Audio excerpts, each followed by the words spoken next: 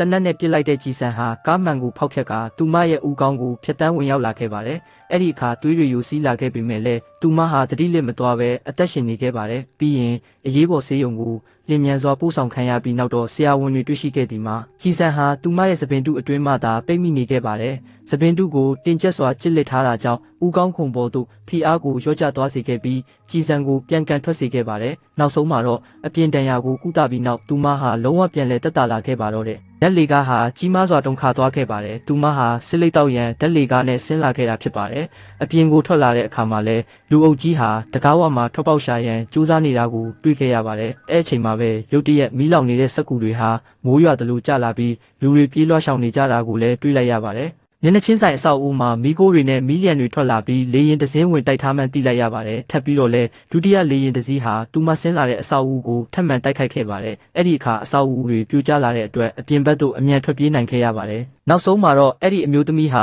စစ်လိတ်တောက်ရန်အပြင်ထွက်လာခဲ့တာကြောင့်အသက်ရှင်နိုင်ခဲ့တာလို့သိလိုက်ရခဲ့ပါတယ်။